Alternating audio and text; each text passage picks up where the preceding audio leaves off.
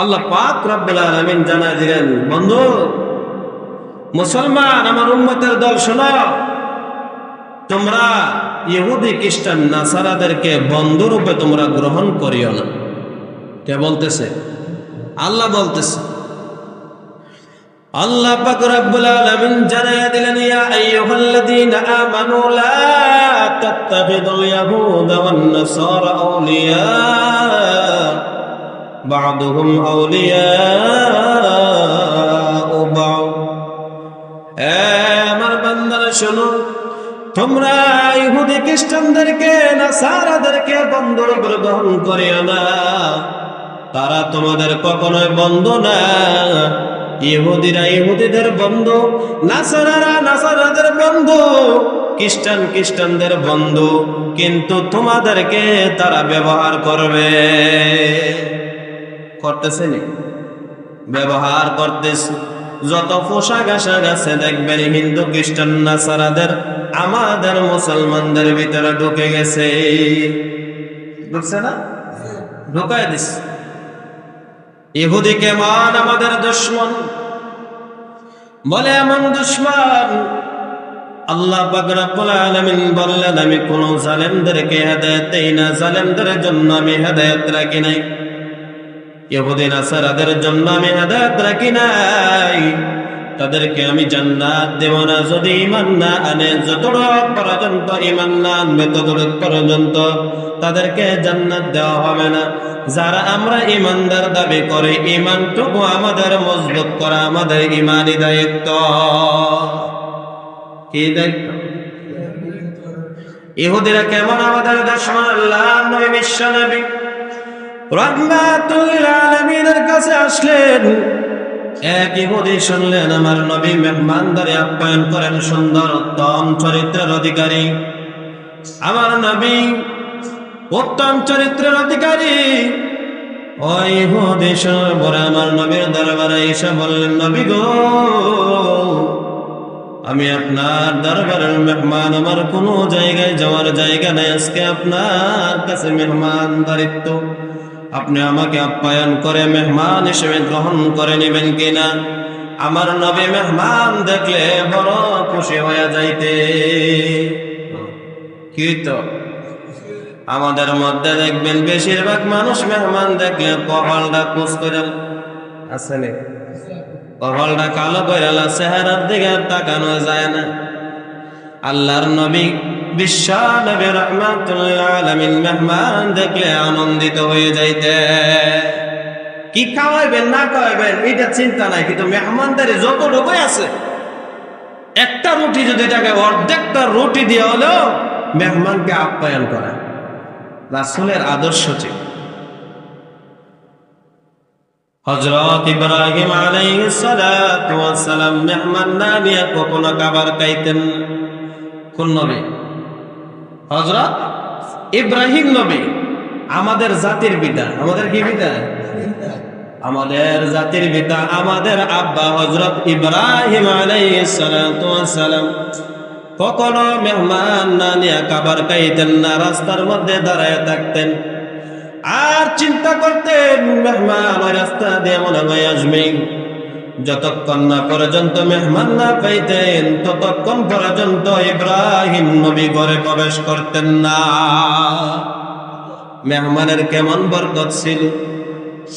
একদিন হঠাৎ করে হযরত ইব্রাহিম আলাইহিস সালাতু ওয়াস সালাম মেহমান পাইলেন না। আল্লাহর কাছে বললেন, আল্লাহ আজকে কি মেহমানদারি করতে পারবো না? হযরত জিবরাইল আলাইহিস সালাতু ওয়াস সালাম আল্লাহর কাছে বললেন, আল্লাহ আপনার বন্ধু দাঁড়ায়া রয়েছে, আমি কি গিয়ে একটা পরীক্ষা করে আসবো না? আল্লাহ পাক রব্বুল আলামিন বললেন, জিবরাইল কি পরীক্ষা করবা? আমার খলিলকে পরীক্ষা করে তুমি পারবা না, প্রত্যেকটা পরীক্ষা সে বিজয়ী হয়ে যাবে। জিবরাইল আমিন বললেন, আল্লাহ আপনি যদি অর্ডার দেন আমি আজকে গিয়ে এখন গিয়ে আমি পরীক্ষা করে আসবো। হযরত জিবরাইল আলাইহিস সালাতু ওয়াস সালাম বললেন, আমি 10 জন ফেরেশতা নিয়ে আমি উপস্থিত হয়ে গেলাম। গিয়া বললাম, মানুষের রূপে হযরত ইব্রাহিম নবীর সামনে দাঁড়াইলাম। দাঁড়ায় সালাম দিলাম, বললাম, আমরা আসছি আপনার মেহমান, আপনি তো মেহমানের জন্য অপেক্ষা করতেছেন, খাবার দাবার খাওয়াইবেন, মেহমানদারি করবেন।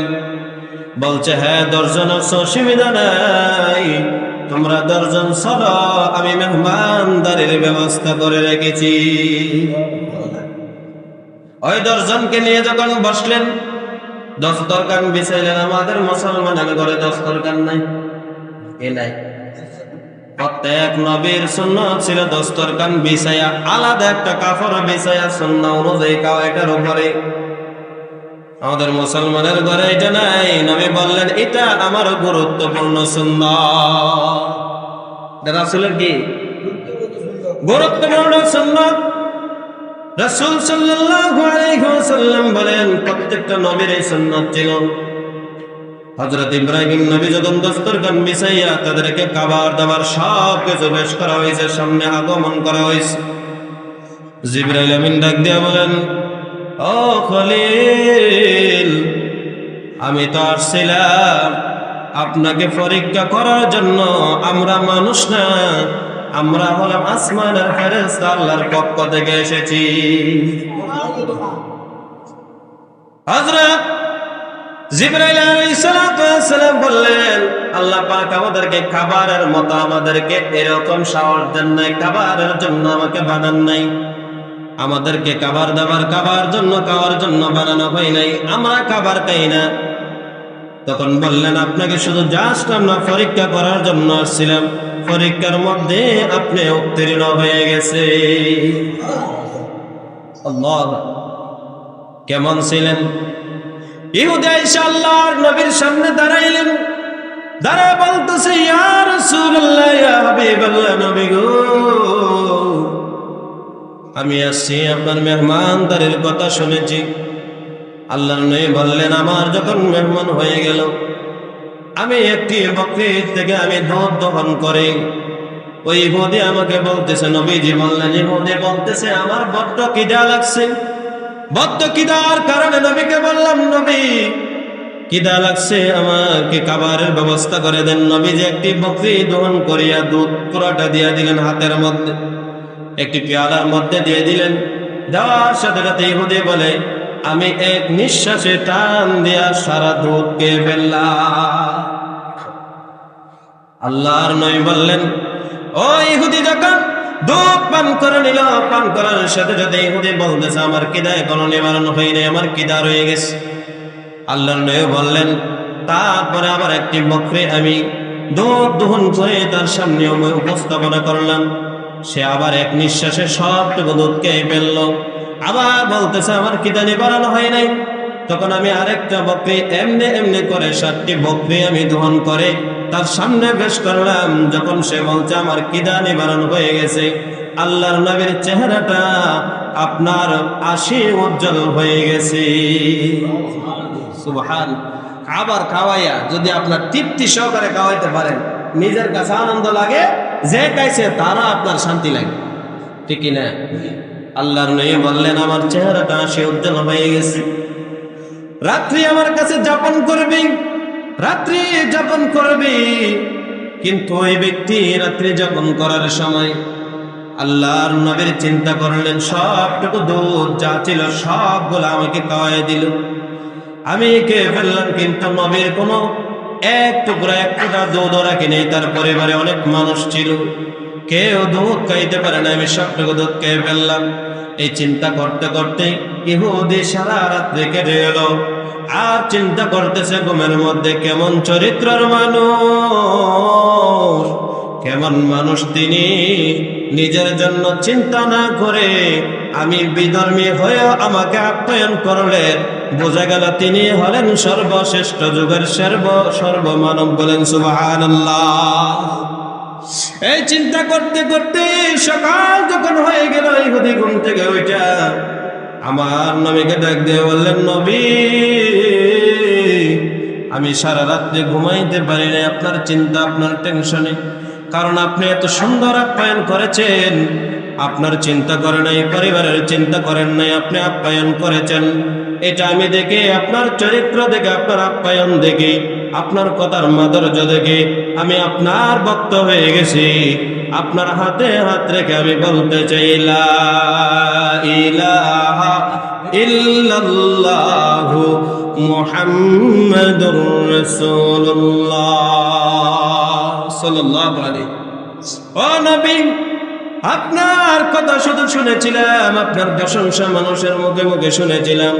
আজকে আমি নিজ চোখে দেখতে পারছি আপনি আসলে সারা পৃথিবীর উত্তম চরিত্র মানুষ যারা আছে সব থেকে আপনি হলেন লিডার। সুবহান। আমার নবীর চরিত্র দেখে কাফের মুশরিকরা পর্যন্ত মুসলমান হয়ে যায়। কি হয়ে যেত? ঈমান আনত। কিন্তু আমরা রাসূল মুসলমান হয়ে রাসূলের আদর্শ মতে চলতে পারি না, ঠিক না? মুসলমান হয়ে চলতে পারি না।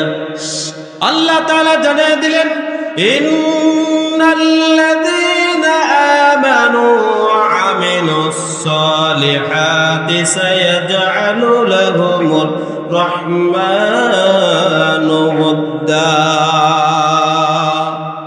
আল্লাহ তাআলা জানিয়ে দিলেন, ইন্নাল্লাযীনা আমানু, নিশ্চয় যারা ঈমান এনেছে, ওয়া আমিলুস সালিহাত, যারা নেক আমল করেছে, সায়াজআলু লাহুমুর রহমানু ওদ্দা, রহমানের বান্দাদেরকে ডেকে ডেকে বলে, হে আমার বান্দারা, জমিনের মধ্যে এমন একজন মানুষকে আমি ভালোবাসি, এমন একজন মানুষকে আমি পছন্দ করি, ওই মানুষগুলাকে তোমরা জমিনের মানুষগুলো ভালোবাসা পছন্দ করে না। সুবহানাল্লাহ। গত কয়েকদিন আগে একজন মারা গেছে, হাদি, নাম কি ছিল? ওসমান হাদি।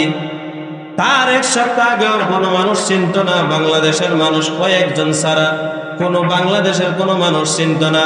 কিন্তু যখন শহীদ হয়ে গেল, গোটা বাংলাদেশের নয়, গোটা পৃথিবীর মানুষ তাকে চিনে নিয়েছে, ঠিক কিনা? আগে শুধু যুবক কয়েকজন চিনত, এখন বর্তমানে বৃদ্ধগণ, জোয়ানগণ, বুড়াগণ, বাচ্চারাগণ সবাই চিনে। কারণ কিটা? আল্লাহ বলছেন, আমি যাকে ভালোবাসি আমি আমার আসমান বাসিন্দাদেরকে জানায় দেই, ফেরেশতারা, আমি এমনকে দুনিয়ার এমন একটা মানুষকে আমি ভালোবাসি। আসমানের বাসিন্দারা আবার ওই আসমানের নিম্ন আসমানদের ফেরেশতাদেরকে জানায় দেয় যে আল্লাহ ওই বান্দাকে ভালোবাসে। আবার আসমানের ফেরেশতারা আবার জমিনে যারা মানুষ আছে তাদের কানে কানে পৌঁছাইয়া দেয় যে আমরাও ভালোবাসি, আল্লাহ ভালোবাসেন, তোমরাও ওই ব্যক্তিকে ভালোবাসা শুরু করে দাও। পৌঁছাইয়া দেন কে? আল্লাহ। প্রত্যেকটা কানে কানে পৌঁছাইয়া দেন। প্রত্যেকটা মানুষের অন্তরের ভিতরে মহাব্বত আছে না নাই? যারা দিনের জন্য শহীদ হয়, কিসের জন্য? দিনের জন্য, কোরআনের জন্য যারা শহীদ হয়, জীবন বিলিয়ে দেয়, তারা কোনো কিছুর পরোয়া করে না। তারা কোনো কিছুর কি করে না? পরোয়া করে না, তোয়াক্কা করে না। তারা চায় যে দিনের, ইসলামের, কালেমার পতাকা আমরা বাংলার জমিনে নয়, পৃথিবীর জমিনে আমরা উড়াইতে চাই। এটা যারা আল্লাহর রাস্তায় একমাত্র থাকে, তাদেরই শুধু তামান্না থাকে। তাদের কি থাকে? মনের ভিতরে থাকে। অনেকে আছে গো, হুজুর আমি একলা কিছু করতাম না, সমাজ আছে না? সমাজটা যে নষ্ট হয়েছে, আমি একলা পারতাম না, লোক লাগবো। আপনি একা দাঁড়ান না, গে একলা কি করবে? একা দাঁড়া। একা যদি দাঁড়াইতে পারেন, আপনার সঙ্গে আরো একজন যোগ দিব। এমনি এমনি করতে করতে আপনি ভালো কাজের দাওয়াত দেন, দেখবেন আপনার কিছুদিন পরে দেখবেন আপনার সাথে কিছু ভালো মানুষ, কিছু নেককার মানুষ পাওয়া যাবে। কি করা যাবে? আপনার আসলে চেষ্টাই নাই। আপনার কি নাই? চেষ্টাই নাই ভালো হওয়ার। তাইলে আল্লাহ কি ভালো করে দিব? আপনারে ভালো করে দিব? আপনি আসলে নামাজ পড়েন না, নিয়ত হয় নাই যে নামাজ পড়ুন। আল্লাহ কি মসজিদে ধরে না দিব আপনারে? হ্যাঁ, তাহলে নিয়ত থাকতে হবে আমি নামাজ পড়ুন। ফজর থেকে, জোহর থেকে, আসর থেকে, এশার থেকে নামাজ পড়ো। আল্লাহ কো তুই যে নিয়ত করছো, তুই নিয়তটার কারণে আমি সওয়াব আগে লিখে লাইছি। তাহলে কি করতে হইব? আপনি যদি না আমি আজকে বড় ঘুমাইতাম, আল্লাহ খানা আইনা দিব আল্লাহ। আল্লাহ কইছে কোনটা উসিলা করতে হইব। কি করতে হইব? আল্লাহ তো নিজেই বলছে উসিলা করতে হবে। আমাদের উসিলা ছাড়াও আমাদের কপালে হেদায়েত হইতো না। কি ছাড়া? উসিলা ছাড়া হেদায়েত হইব?